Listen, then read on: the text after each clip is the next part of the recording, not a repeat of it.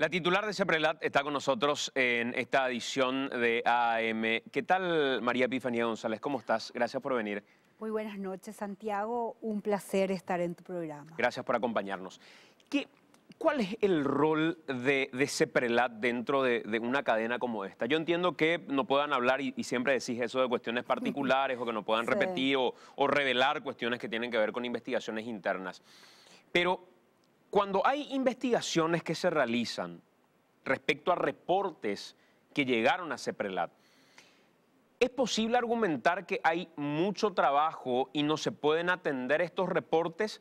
¿O de todos los reportes que saltan, de nuevo hay algunos en los que uno debe mirar y decir, este es clave, tenemos que prestar mayor atención, que este reporte de Santiago González o Enrique Dávalos, que probablemente tuvo un inconveniente menor, pero fue reportado?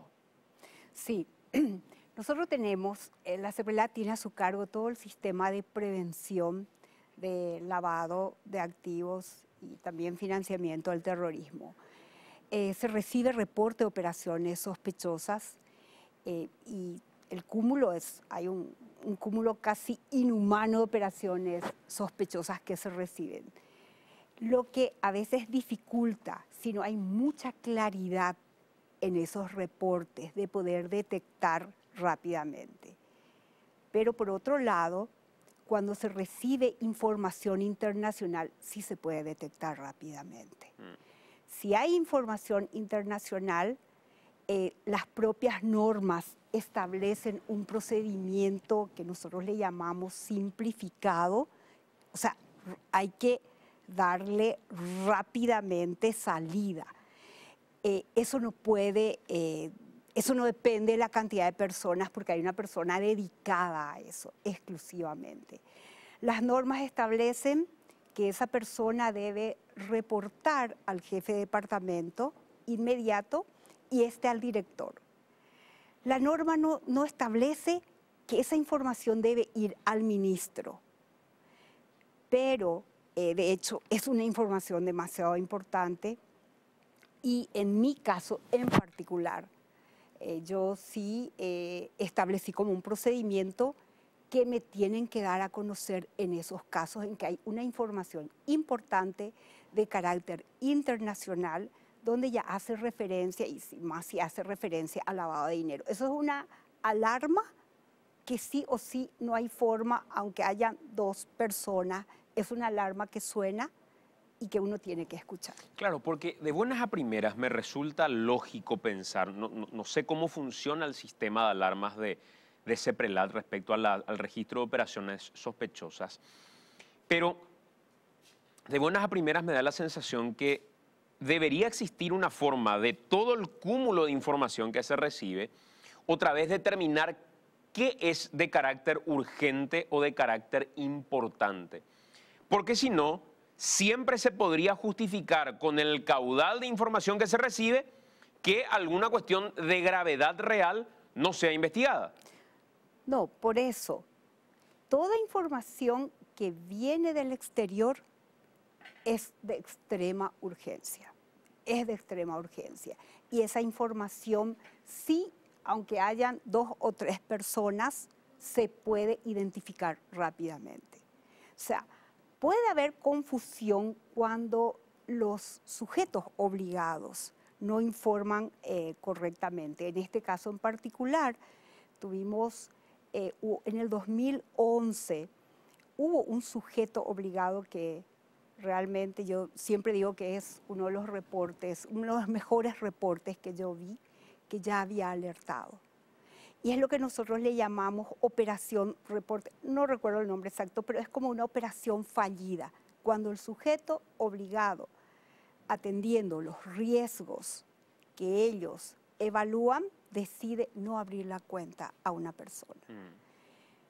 Lastimosamente que ese reporte entró en el cúmulo de reportes, porque eso podía haber sido una alerta muy, muy importante.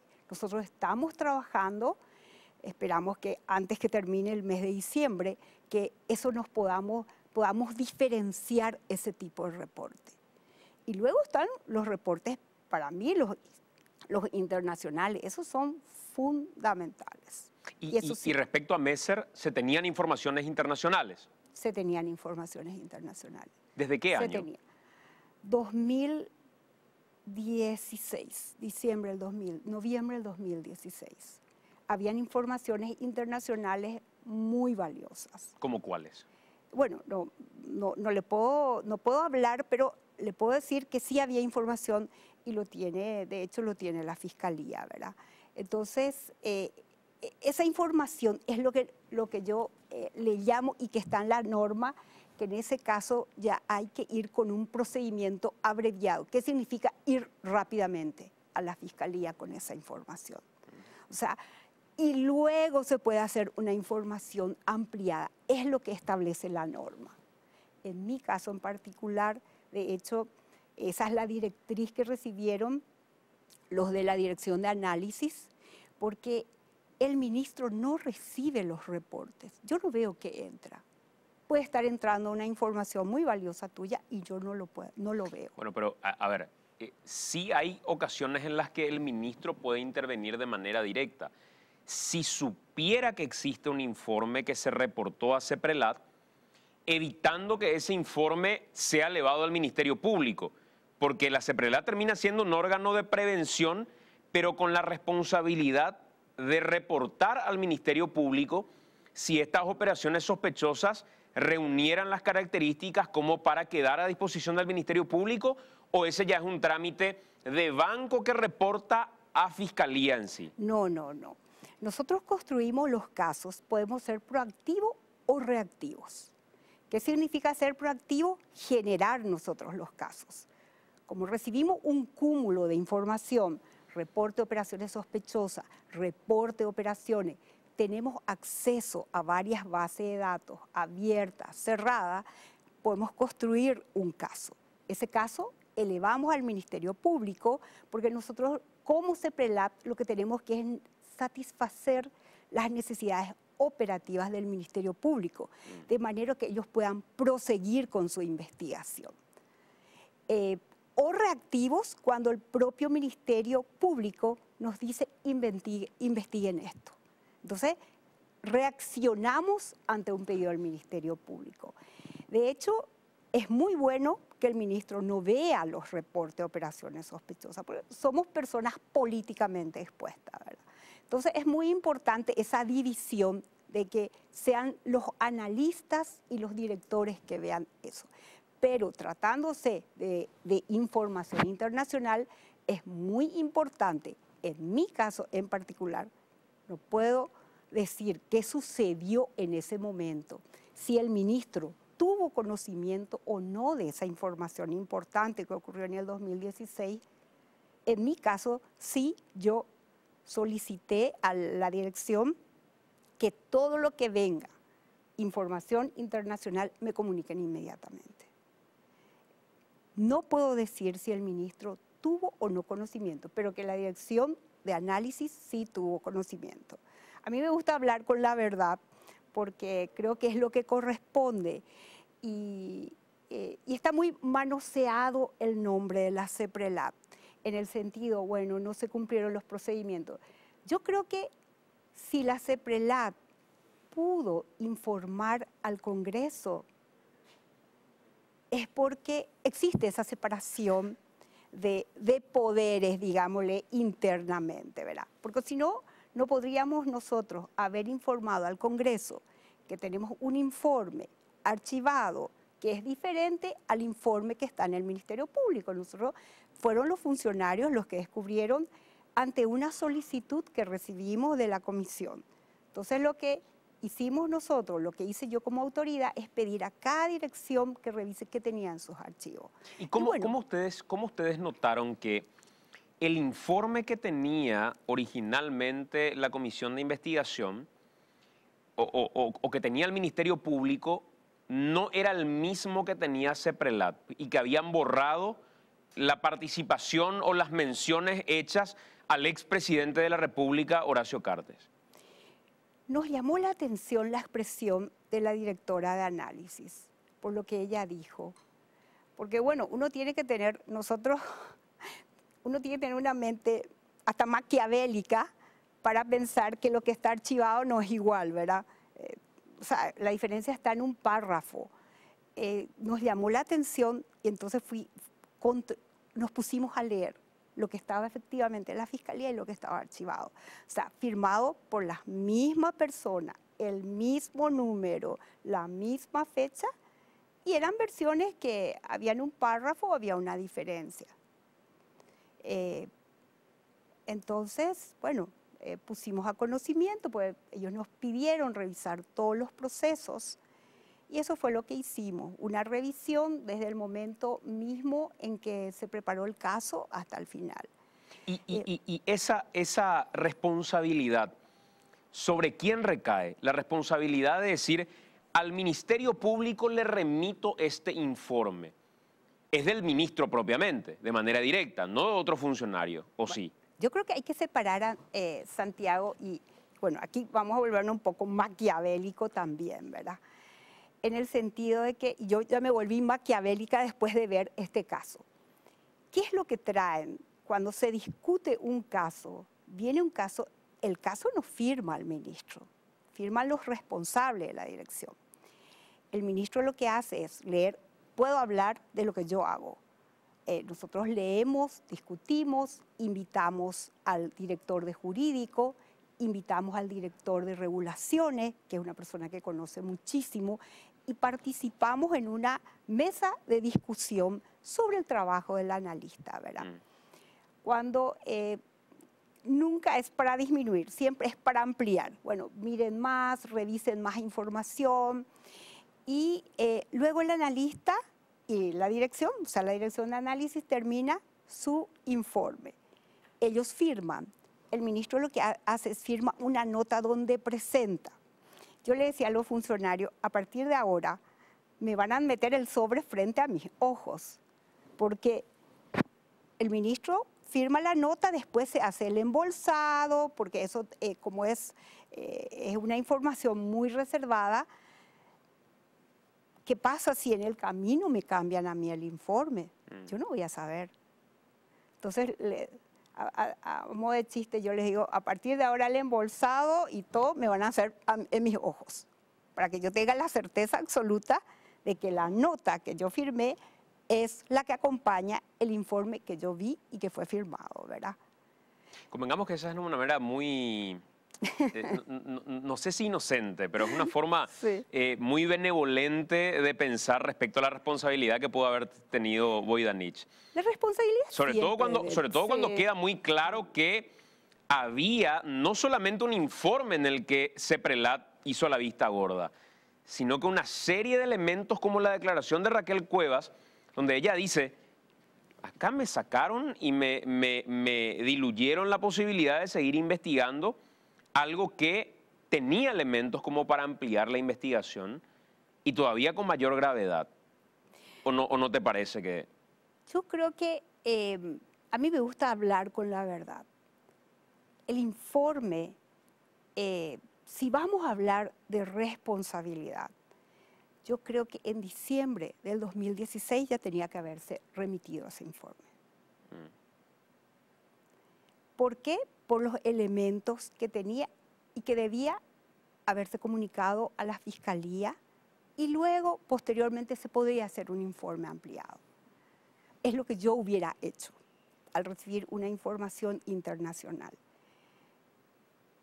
Se pasó un informe a la Dirección Jurídica en junio del 2017. Ese informe no tenía varios elementos muy importantes, que sí lo señaló la Dirección Jurídica. Había actores relevantes que tenían que estar en el informe y que hoy están imputados. Algunos de esos actores no estaban en el informe. ¿Y no estaban en el informe porque Seprelat no quiso que estén? No. Estamos hablando de la cronología del informe. ¿Qué significa la cronología? Que la Dirección de Análisis termina el informe, un borrador. Ese borrador pasa a la Dirección Jurídica en junio del 2017. Jurídico tardó hasta noviembre del 2017 para dar su dictamen y solicita que amplíen el informe. el informe está fechado, creo que 27 de diciembre, ¿verdad? Y se amplía con lo solicitado por la dirección jurídica. Ahí pasó un plazo muy importante, porque ¿qué es lo que uno puede hacer? Enviar el informe en diciembre del 2016 con los elementos, que habían elementos demasiado importantes, y luego hacer el ampliado. De hecho, los puntos señalados por jurídico, porque aquí hay que ser sincero, y a mí me gusta ser sincera sin defender a nadie. En diciembre se termina el informe, ahí hubo un lapso de diciembre a abril. Yo pedí a mi secretaría privada, digo, ¿dónde está donde entró ese informe que haya entrado en la oficina del ministro? No hay registros, ¿verdad? De que se cajoneó, se cajoneó. ¿Dónde se cajoneó? Es el tema. O sea, alguien tiene que demostrar. Yo creo que aquí el tema es, uno, es ver por qué hay dos informes, porque no importa que se refiera, se puede referir al, no sé, a la persona de limpieza también. O sea, más allá es, o sea, ¿por qué hay dos registros? Eso sí, como CEPRELAP nos interesa saber.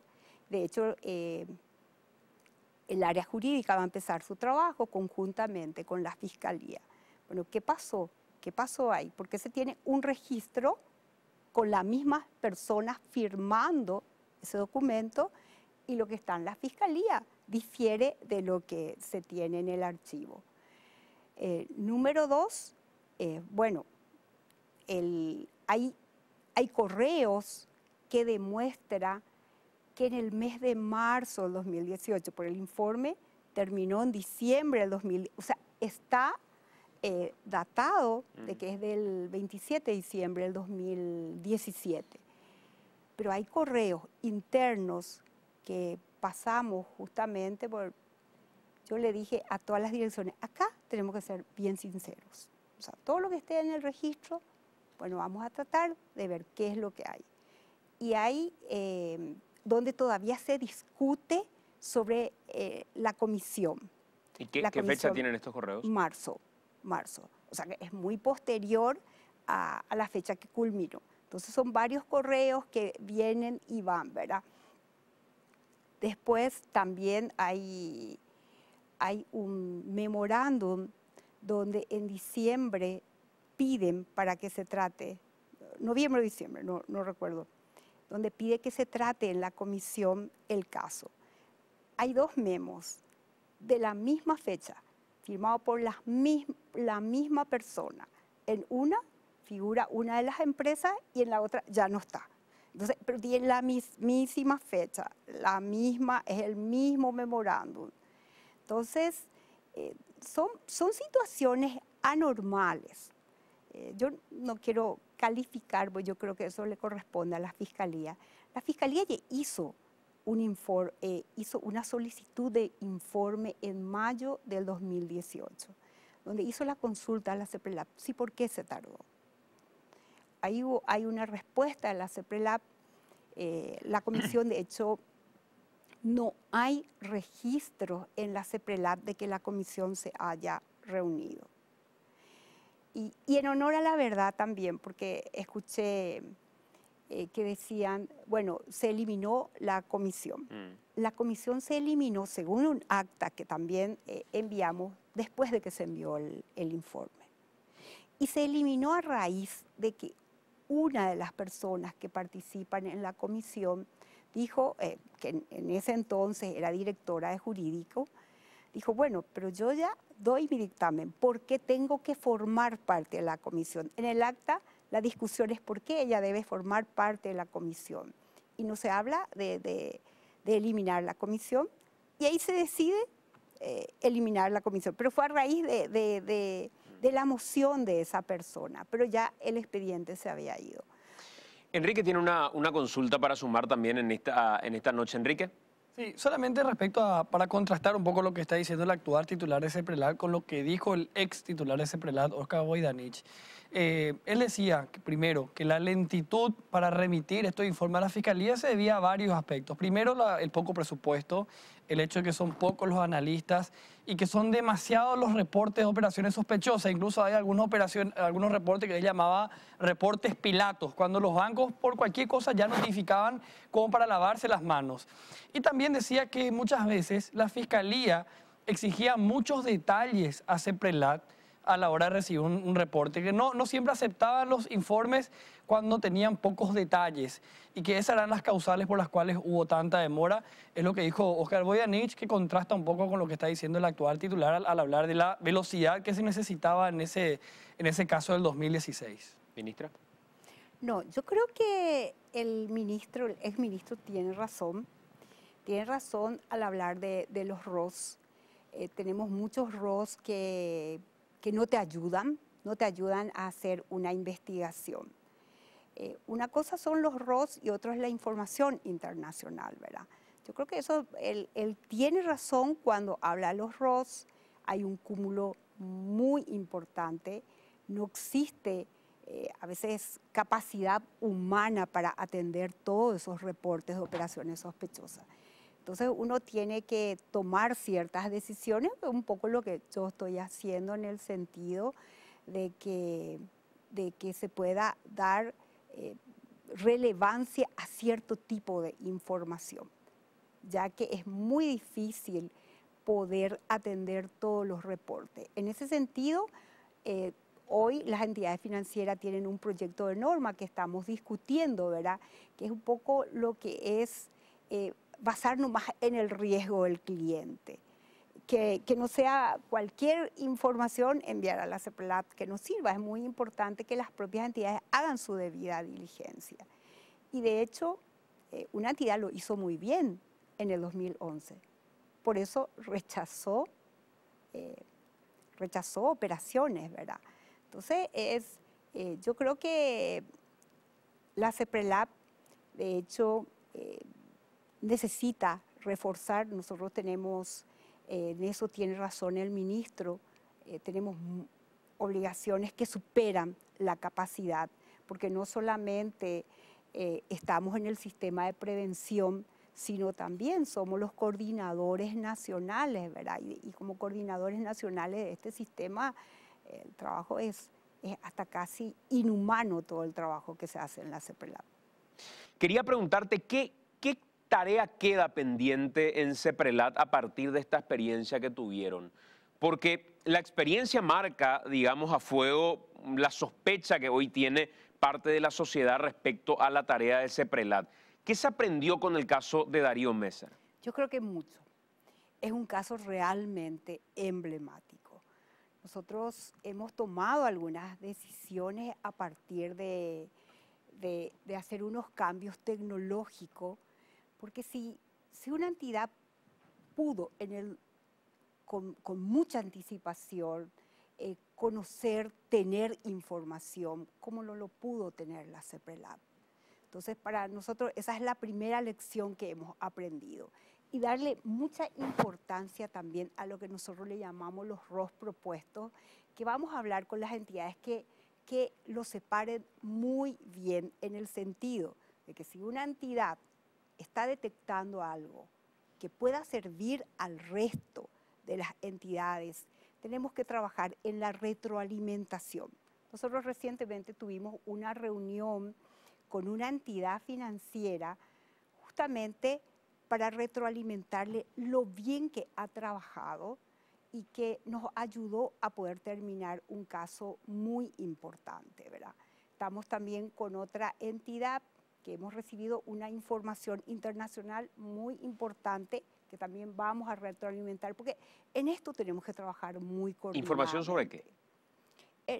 Es una información de inteligencia y que lo vamos a trabajar con una entidad financiera. ¿Que tiene que ver con este caso? No tiene nada que ver con este caso.